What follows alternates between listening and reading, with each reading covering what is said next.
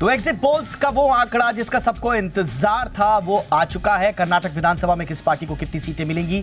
जी news के लिए मैट्राइज के एग्जिट पोल के मुताबिक कुल 224 सीटों में से बीजेपी को 79 से 94 सीटें यानी कि 79 से 94 सीटें मिलने की उम्मीद है। कांग्रेस को 103 से 118 सीटें मिल रही हैं। याद रखिएगा जादुई आंकड़ा 113 का है और जेडीएस को 25 से 33 सीटें मिलती हुई नजर आ रही हैं। अन्य को 2 से 5 सीटें मिलने की उम्मीद है। यानी कि एग्जिट पोल्स में बीजेपी पिछड़ती हुई नजर आ रही है और कांग्रेस बाजी मारती हुई नजर आ रही है। असली नतीजे तो आने हैं 13 तारीख को, लेकिन कम से कम इस वक्त थोड़ा ठहर कर नब्ज टटोली जा सकती है राजनीति की। और नब्ज टटोलने के लिए दो बेहद खास मेहमान, देश के 2 वरिष्ठ पत्रकार, दक्षिण की राजनीति पर महारत हासिल करने वाले टी.आर. रामचंद्रन सर, वरिष्ठ पत्रकार हमारे साथ जुड़ चुके हैं। रामचंद्रन सर, बहुत बहुत स्वागत है आपका। और हमारे साथ संतोष के जॉय जी हैं जो कि जाने माने पत्रकार हैं। संतोष जी, आपका भी बहुत बहुत स्वागत है। रामचंद्रन सर, आपसे चर्चा की शुरुआत करना चाहेंगे। अगर आप रेंज देखेंगे तो बड़ी रेंज है, ऐसा कोई छोटी रेंज नहीं है। 79 टू 94, 94 टू 117, तो रेंज बड़ी है, इसलिए थोड़ा अंदाजा लगा पाना थोड़ा मुश्किल हो रहा है। लेकिन क्या ये एक्सपेक्टेड लाइंस पर है सर? यही एक्सपेक्ट किया जा रहा था कि तस्वीर शायद धुंधली, लेकिन सबसे बड़ी पार्टी कांग्रेस ही बनकर उभरे? देखिए, एक्सपेक्टेड लाइंस पे तो नहीं है बिल्कुल, पर ये चौंकाने वाली रिजल्ट्स आई हैं। पर आखिरकार ये सब एक एस्टिमेशन है। क्या ये रिजल्ट्स ठीक आएंगी, इसी के तरह आएंगी, ये तो कहना बहुत मुश्किल है। पर यहाँ बैठे बैठे और जो रिजल्ट्स की नुमाइंदे आए हैं बाकी जगहों से, जिन्होंने इस पे कुछ अपनी स्टडीज़ की हैं, उससे तो लगता है कि कांग्रेस का पलड़ा बिल्कुल भारी है। पर देखिए, ये सब एस्टिमेशन पे इन्होंने कैलकुलेशन किया है और ये सही, इसका सही निकलना जो भी आंकड़े बता रहे हैं 89 से 94, 98 से 117 बीजेपी के लिए, देखिए ये बड़ा मुश्किल सा मसला उभर के आ रहा है। तो आखिरकार मेरे ख्याल में इस पे बहुत हम लोगों को कॉशन जताना पड़ेगा और इसको वाह करके हम आगे बढ़ नहीं सकते। Absolutely sir. तो असली रिजल्ट आ जाने दीजिए, 13 तारीख को आएंगे। तो तब तक का इंतजार तो करेंगे। स्वाभाविक रूप से कांग्रेस अपना मजा ले लिया अगले 2-3 दिन में। यस सर, लेकिन आप कह रहे हैं चौंकाने वाले हैं। आप क्या एक्सपेक्ट कर रहे थे? क्योंकि कुछ पोल्स पहले भी आए थे इलेक्शन से काफी पहले, उसमें भी यही दिख रहा था कि कांग्रेस का पलड़ा भारी है और ये भी लगभग यही कह रहे हैं। तो ये चौंकाने वाले किस नजरिए से आप कह रहे हैं सर? नहीं, देखिए, ये मसला इतना आसान नहीं है। ये ये इससे बहुत केयरफुल से इसको असेस करना पड़ेगा। हम यहीं से अगर सेलिब्रेट करने लग गए कि कांग्रेस जीत गई है, अब ठीक है, अगर कुछ ऐसे आई हैं रिजल्ट्स की जो कहती हैं कि कांग्रेस जीत सकता है, उसको इतने सीट्स आ सकते हैं। ठीक, एक जगह पे ये भी कहा है कि उनको अपने आप में मेजॉरिटी मिल जाएगी कर्नाटका में। तो देखिए, ये यहाँ पर बैठ के अनुमान लगाना बहुत मुश्किल है। बिल्कुल। ग्राउंड रियलिटी कुछ अलग ही होती है। और जब एक्चुअली रिजल्ट्स आते हैं 13 तारीख को आएंगे तो बिल्कुल साफ हो जाएगा क्या वहाँ की स्थिति है। ठीक है सर। पर अगर यही एक ट्रेंड निकला है तो लगता है कि बीजेपी की हालत कर्नाटका में बहुत ही खराब है। बिल्कुल। संतोष जी, क्या मैं आपसे भी यही पूछूंगा, जैसा सर बता रहे ग्राउंड रियलिटी, लेकिन आज हमारे संवाददाता से भी हमारी बात हुई, वहाँ पर वो कह रहे थे कि लगभग बातचीत करके यही लग रहा था पहले भी कि कांग्रेस का पलड़ा भारी होगा। स्पष्ट बहुमत मिल जाएगा, हाँ, ये कहना बड़ा मुश्किल था, लेकिन जो लोकल वर्ड ऑफ माउथ था वो यही था कि कांग्रेस का पलड़ा भारी है। 8 दिन जो लास्ट जो बजरंगबली वाला मुद्दा उठाया और बीजेपी ने बहुत एग्रेसिवली इसको बनाया, ऐसा लग रहा था कि शायद पलड़ा भारी हो जाएगा बीजेपी का। लेकिन अब जो पोल्स बता रहे हैं, जो एग्जिट पोल्स में कम से कम ऐसा नज़र नहीं आ रहा। तो आपके लिए क्या ये एक्सपेक्टेड लाइंस पर हैं या आपको भी ये चौंका रहे हैं?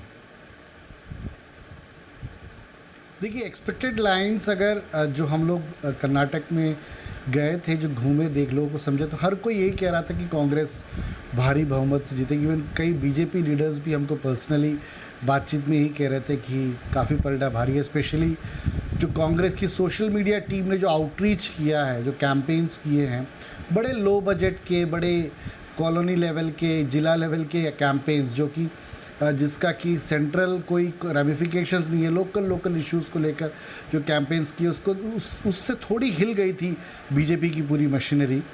तो ये तो माना जा रहा था कि कांग्रेस को बहुत बढ़त मिलेगी, लेकिन ये जो एग्जिट पोल के रिजल्ट्स आए हैं वो कांग्रेस की एक्चुअली नींद खराब कर देगी, क्योंकि 2-3 बातें हैं।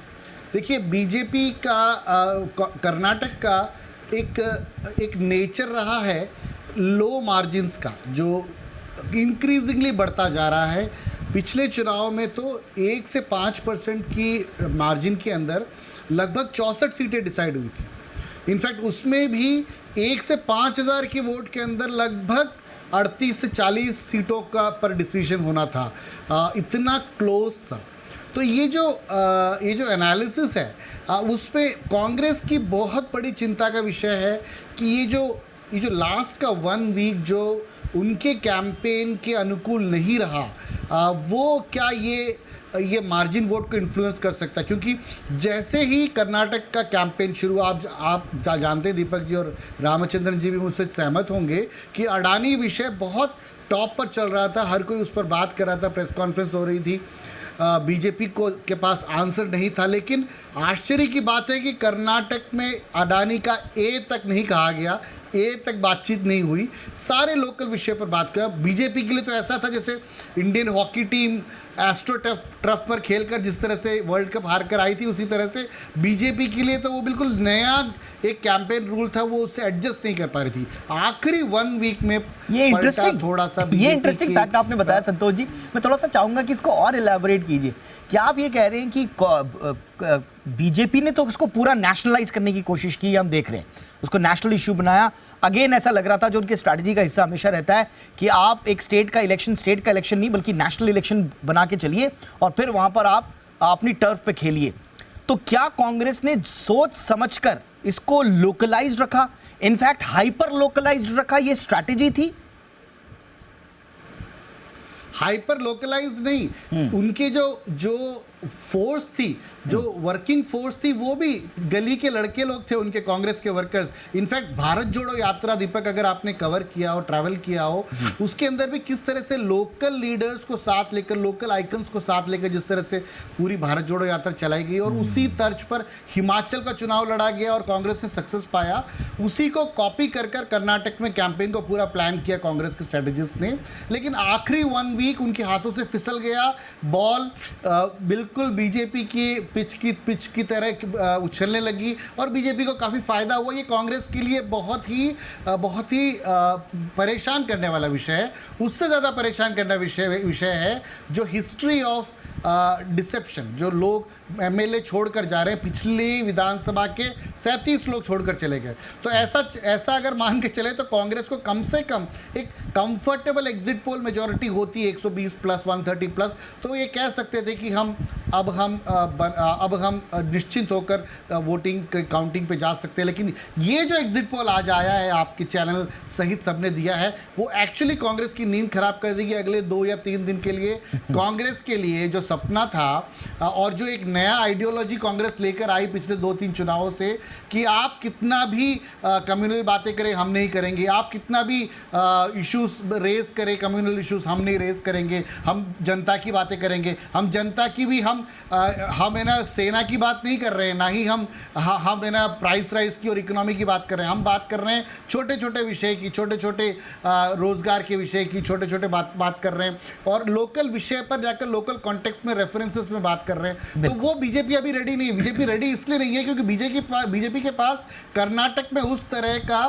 क्लीन फेसेस नहीं है जिसको प्रोजेक्ट करके वो बड़ा कैनवस बना सके। उसको अगर प्रोजेक्ट करना है तो नरेंद्र मोदी, अमित शाह, नड्डा को ही प्रोजेक्ट करना है। तो देखिए, अच्छा, ये बड़ा दिलचस्प है। आखिरी एक वीक जो था, हाँ, ये आपने बड़ा दिलचस्प बोला कि कांग्रेस की नींद उड़ी हुई है। अगर आप मैक्सिमम नंबर्स भी देखें, अपर साइड पे भी देखें, तो जी न्यूज़ एक अपर साइड वाला अगर जो हमारा जो फिगर है वो है 118 का 118 मैक्सिमम कांग्रेस को, और एक एबीपी सी वोटर का है जो मैक्सिमम है 122। तो 118, 122, 113 से ये बहुत ज़्यादा दूर नहीं है। और कांग्रेस की नींद इसलिए भी उड़ी होगी कि अगर बेस्ट केस सिनारियो भी होता है, यानी कि 118 भी आ जाती हैं या उससे भी बेस्ट 122 आ जाती हैं, तो भी वो मार्जिन इतना नहीं है कि वो बचा के रख पाएं, क्योंकि बीजेपी पोस्ट रिजल्ट अपने मैनेजमेंट के लिए बहुत महारत हासिल कर चुकी है। और इसलिए शायद वो इनको एक तो रिटेन रखना प्लस थोड़ा सा और इधर उधर से भी जेडीएस से और अदर से भी लाना बड़ा चुनौतीपूर्ण होगा। तो कुछ टाइम के लिए कॉन्फिडेंस तो शायद ज़रूर मिल जाएगा अगर बेस्ट केस सिनारियो की भी बात करें कांग्रेस के लिए। लेकिन Ramachandran sir, best case scenario के बावजूद कांग्रेस के लिए बड़ा मुश्किल होगा शुरुआत में सरकार बनाने के बाद कंफर्टेबली रह पाना। वो तो जाहिर है, मेरे ख्याल में सरकार चलाना कोई आसान काम नहीं है। कांग्रेस कर्नाटका में कई बार सत्ते पे आई है और उनके चीफ मिनिस्टर रहे हैं, पर इस बार कुछ बात अलग ही है। ये तो पूरा पलट गया है मसला, और ये कैसे पलटा और क्यों पलटा, इस पे अभी तक तो कोई ग्रेट एनालिसिस तो आई नहीं। पर देखिए, एक चीज़ बहुत स्पष्ट है, आम जनता कर्नाटका में बीजेपी के खिलाफ है, और वो जो उनको बीजेपी के खिलाफ जो भी उनका आक्रोश रहा है, वो इन्होंने इस इलेक्शन में दिखा दिया कि बीजेपी वो नहीं चाहते। और दूसरी तरफ अगर आप देखेंगे तो अब कांग्रेस को उन्होंने वोट किया है। कांग्रेस कर्नाटका में सत्ता में कई दशकों रही है, तो कुछ तो मायने रखता है कि कांग्रेस में अभी भी कुछ पकड़ है वहाँ, और उसकी अपनी एक लीडरशिप है।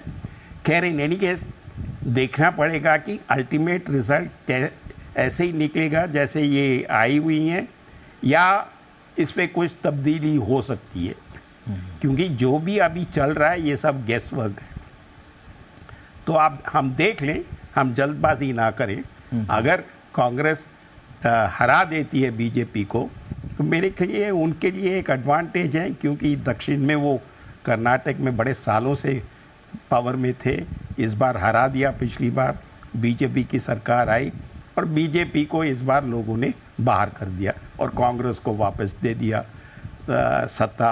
तो अब देखना पड़ेगा और एनालाइज करना पड़ेगा कि आगे कांग्रेस कैसे बढ़ती है और क्या इसको रिटेन कर सकती है। नहीं, बिल्कुल सर, बात सही है आपकी कि 13 तारीख को ही सही तस्वीर सामने आएगी, लेकिन हम एनालिसिस तो अभी की स्थिति पर कर रहे हैं।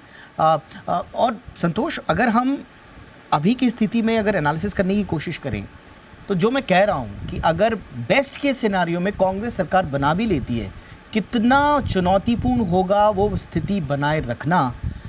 और इसमें चाहे जगदीश शेट्टार हो, चाहे लक्ष्मण सावड़ी हो, ये जो आए हैं कांग्रेस में बीजेपी से, बड़े टॉल लीडर्स हैं। तो ऐसी स्थिति में कि कांग्रेस को स्टेबलाइज रखा जाए, ज़्यादा इधर उधर ना हो विधायक, क्या ये महत्वपूर्ण भूमिका निभाएंगे या धड़कन जो है वो बढ़ी रहेंगी सरकार बनाने के बावजूद भी? इस केस की मैं बात कर रहा हूँ। देखिए, शेट्टार जी ने जब कांग्रेस का दामन थामा, उसी दिन एक सीनियर संघ के प्रचारक ने ही मुझसे बात में कहा था कि देखिए, शेट्टार एक ऐसे व्यक्ति हैं जो हवा का रुख समझते हैं, और उन्होंने कोई डिसीजन लिया तो सोच समझ के लिया होगा। लेकिन देखिए, ये सरकार आज के डाटा के हिसाब से मान ले कि कांग्रेस सरकार बना रही है, बनाने के उसके चांसेस पूरे हैं। अगर ऐसी गतिविधि होती है, अगर ऐसा डेवलपमेंट होता है, तो ये केवल बीजेपी की सरकार के बाद में कांग्रेस की सरकार बनना नहीं है। It's not just a change of hand, इसके बहुत से रैमिफिकेशंस हैं। वो सरकार चाहे 2 साल चले, लेकिन उसके बावजूद भी उसके बहुत सिग्निफिकेंस हैं। 2-3 बातें मैं यहाँ बताना चाहूँगा। पहली बात, कांग्रेस का लोकसभा कैंपेन सुदृढ़ हो जाएगा। ये बड़ा है ना, कैंपेन जो होता है और बजटिंग ऑफ द कैंपेन जो होता है, वो विजिबिलिटी पे डिपेंड करता है। कांग्रेस को कॉर्पोरेट फंड से लेकर फंडिंग के मिलने के चांसेस ज़्यादा होंगे, उस पर लोगों का विश्वास बढ़ेगा, स्टेक होल्डर्स का विश्वास बढ़ेगा। वो एक बहुत इंपॉर्टेंट पॉइंट है। सेकेंड, बैंगलोर के साथ साथ चाहे वो हैदराबाद कर्नाटका हो या मुंबई कर्नाटका हो, ये जो दोनों क्षेत्र हैं, they are actually the place of money bags.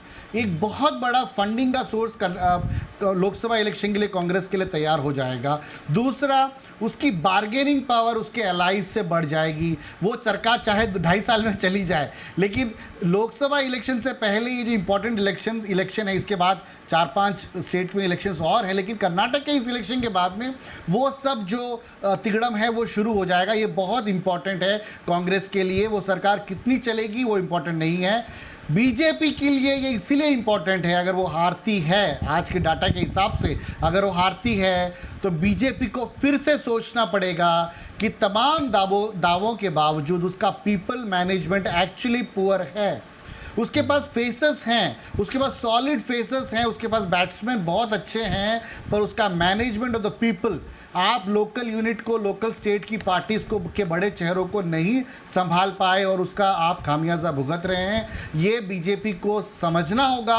और दूसरी बात, बीजेपी को ये भी समझना होगा, देखिए मणिपुर की घटना हम सब ने रिपोर्ट करी, हम सब ने स्टोरीज लिखी, जर्नल्स पढ़े हमने उस पर, लेकिन वो घटना सिंपल नहीं है। देखिए बीजेपी ने जो मणिपुर और नॉर्थ ईस्ट में जो एक्सपेरिमेंट पिछले 4-5 साल में किया, कांग्रेस ऑलरेडी उसको कैंपेन बना रही है कि वो इसका रिजल्ट है कि this such a huge bloodshed that has happened. वो और एम्पलीफाई हो जाएगा, वो मैसेजिंग और एम्पलीफाई होगी।